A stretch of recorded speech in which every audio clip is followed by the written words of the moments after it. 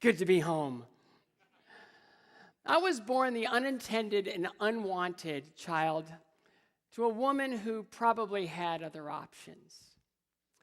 But I was adopted at 6 weeks of age. I remember it like it was yesterday. Wrapped in a towel, they brought me home. They showed me to my sister, and she took one look at me and she said, "He's not very cute. Can we take him back and exchange him for another baby?" Well, growing up in this house as an adopted child, there's so much mystery. They didn't know what I was going to look like. They didn't know what I was going to be good at. They didn't know really anything.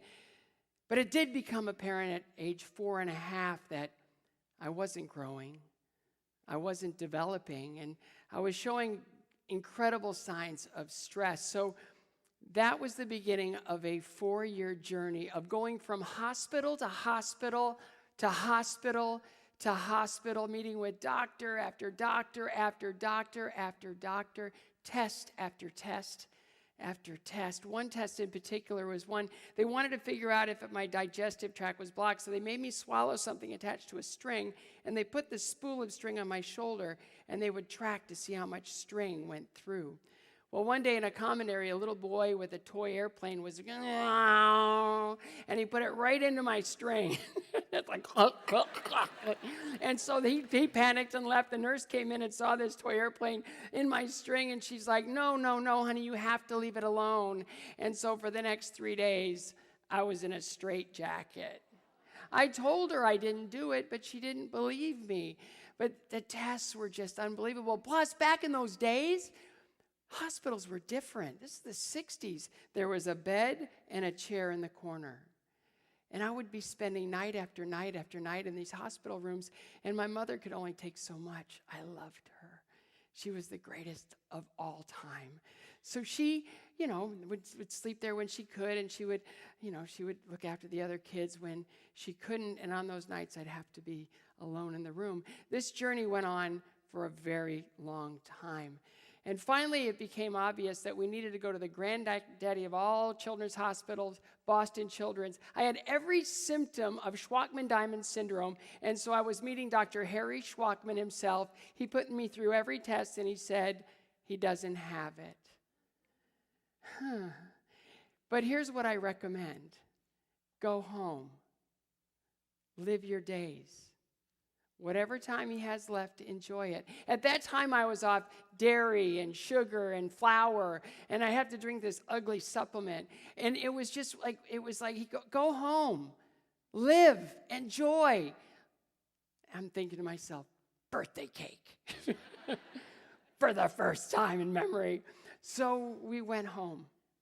And it was apparent that my parents were shattered, exhausted. They had really nothing left. And at that time, I was on this supplement that I mentioned earlier. You know how when you go to Walgreens these days where they have like flavor of the month, which is grape or bubble gum or black cherry? For that supplement, flavor of the ever was chalk. And not chocolate chalk or vanilla chalk. It was just plain chalk, and I hated it. And so pretty soon I got to be, like most kids, manipulative. Oh, Mom, I feel myself gagging. Can I drink this in the bathroom in case I get sick? Sure, honey. Oh, that was terrible. Why do you make me drink this? So, of course, one day I get busted. And she goes, you have to drink this. And I go, I can't. I hate it. I won't. I'm just refused. So we came up with this phenomenal compromise where they put a tube up my nose, down my esophagus, and they put it was awesome. It was way better than drinking it. And so that's what it looked like. And so when I wasn't using the tube, I would tape it to the side of my face and put it over my ear. But my parents, they were done. 4 years of this. So our family doctor had an intervention and said, Ernie, Dorothy, you need to take a morning off. And they're like, yeah, right. How are we going to do that? Because there's a brand new facility at the university that they're teaching kids how to skate from 8 to noon every day. He'll be supervised. He'll have a good time. He'll be with other kids. And the cool air in there will help his lung condition quite a bit. And so I went to the rink and I walked in and they looked at me like, what's wrong with you? I'm looking at 150 well kids, and it's like, yes! And they're like, ew. And I go, what? This? You've never been fed through your nose before? Really? So I would do that, and what was remarkable was I'd go skating every weekend. I was happier than I've ever been. I loved it. I was with well kids, and my health miraculously started to improve. So I skated 3 days a week, then 5 days a week, and then I'd take private lessons. And then I ended up competing. And I was okay regionally, like Ohio, Michigan, Indiana, but outside of that, not so good. In fact, my very first nationals I ever competed again at the novice level, they put the novice men's event at the same night as the senior ladies championship. Really, I still want to slap whoever scheduled it. So I'm skating now as a little novice boy in front of 17,500 people, and I rose to the occasion 5 times. I fell 5 times and came in dead last. It was humiliating. Yet this was the only thing giving me health, so my parents stayed behind me. They stayed behind me. The next year I went back and 9th again. The next year I go back in juniors, and I actually was so close to the bottom, very close to the bottom. And it was after that competition that my mother came home, and she goes, "Okay, everybody, family meeting." What's a family meeting? Well, I've just come from the doctor, and I have an illness called cancer. And I just want y'all to know that everything's going to be fine, and I'm going to go through some medicine, and I may have to have some surgery, but I'm going to need a little help around the house. My mother was teaching school full-time, raising a family, and going to school at night to get a better job to pay for my skating. I loved her. She was a 4x4 and the most amazing woman I'd ever known. I worshiped her. She was so sacrificial. She never did anything for herself. I only remember her wearing the same 3 sets of clothes. And so for the next 2 years, she battled this thing with everything she had. And 2 years later, I'm on the senior level now, and I go to nationals to compete, and I go out, and I'm out of shape, I'm ill-prepared, I'm a mess, I'm just like I always am. And I mopped up the ice, and I came in 9th, of course, what else? But the devastating thing about that was the last time she ever saw me skate. How do I live without her? She was everything to me. I'm not ready to live without her. But I had to move on. 20 years later, I'm in an emergency room in Peoria, Illinois, 50 cities into a 60-city tour of Stars on Ice. And I had some abdominal pain. I was sure it was an ulcer because I worked way too hard. And they sat me down. They go, "We found a mass." And I'm like, "A mass?" And they go, "What's so funny?" I go, "Well, look at me. Nobody's ever really used the word mass in description of me before." And he said, no, this is either benign, malignant, or something else. And in that moment, I realized that I was being diagnosed with the same disease that took my mother from me. And all I saw was diminishing and suffering and dying, and the fear was just unbelievable. I was completely enveloped in fear.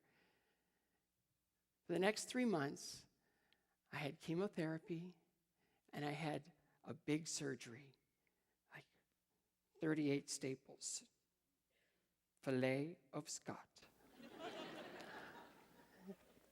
But I got through it, back to life. 7 years later, I'm diagnosed with a pituitary brain tumor. It's like, no, I can't have a brain tumor. I got to pass now because I've had all this other stuff. And they go, "We need to deal with this." So in order to biopsy it, they had to go through the top of my head, take a piece of it. It was a really risky surgery. It went okay, I guess. But they found out what it was, and the course of treatment was radiation, where they screwed a frame to my head into my bone. I was awake for that. And then they had to map the tumor, and then I had to go into a machine, and they radiated it, and they were able to kill it, and it was gone. 6 years later, I have a brain tumor. This time it was surgery. They were going to go up through my nose into my optic chiasm and take out the tumor. But the only problem with that was they nicked an ophthalmic artery on the way in, and they had to keep an eye on that. The surgery did not go as planned. So 9 cerebroangiograms later, where they go up through your groin and into your brain to try to fix it, 9 later, they finally released me from the hospital. And I woke up the next morning blind in my right eye. So they intervened. I got about half of it back. 6 years later, the brain tumor came back. And while they're walking me through all the different treatment options, all I kept hearing in my head was, get strong, get strong. What do you mean, get strong? Get strong. This voice in my head said, get strong. I didn't know if it meant physically, emotionally, mentally, spiritually. All I knew was, get strong. And so, all the above. I just got strong. So when they asked me to do a TED Talk, I'm thinking, well, what do I have unique knowledge of? Suffering. I mean, we all do it. Suffering. We all do it. I did tons of research. I looked into the psychological, philosophical, spiritual identities of suffering. I mean, it is everywhere. It's pervasive. None of us are immune. We're all going to go through it. 100 billion people have been estimated to be born to this planet. Every single one of them has suffered. So what do we need to know? What do we need to know about suffering? Well, I went everywhere, and I found this outrageous study that this gentleman from Harvard did. He came up with this idea that the levels of depression in the United States are higher than everywhere else. How's that possible? We've got everything. Basically, it's if you have a $500,000 house, congratulations, and you're surrounded by $1 million houses, you feel as though you're lacking something, and it brings on this sort of depression. Crazy. They measured the same thing in developing countries, and they weren't worried so much about what everybody else had because all they were thinking about was survival. Unbelievable, right? So we think that a life well lived is without suffering. Really? To live well is to not suffer? We're going to do it. I mean, I told you everything that I've been through. It didn't sound so great, right? No? I've got this theory.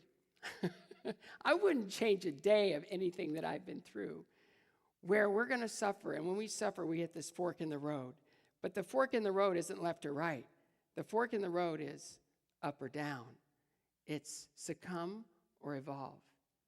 Succumb or evolve. You can take the lower road and allow your suffering to totally envelop you and just continue to bring you down. Or you can be fascinated, invested in your suffering, and allow it to take you to a higher level. When I was standing on the podium in 1984, getting an Olympic gold medal, what in the world? Thank you.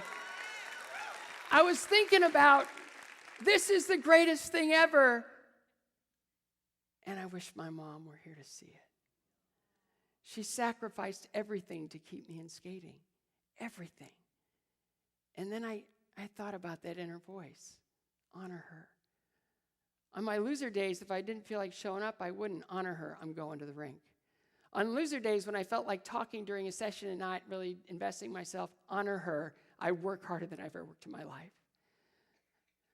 My loser days, I wouldn't do run-throughs of my long program because I didn't feel like it. Honor her. I would do competition, effort, run-throughs every single day.